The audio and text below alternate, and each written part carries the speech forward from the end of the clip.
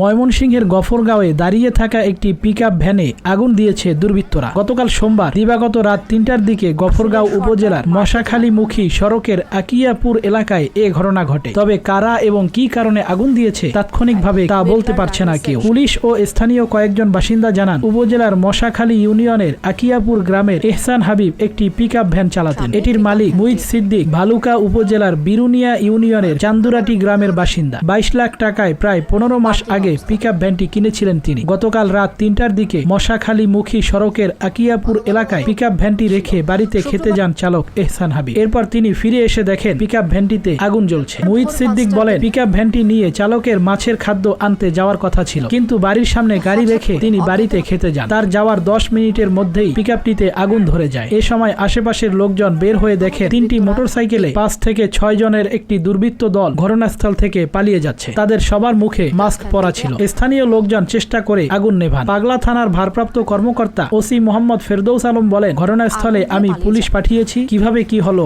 আমরা তদন্ত করছি। তদন্ত শেষে বিস্তারিত বলা যাবে।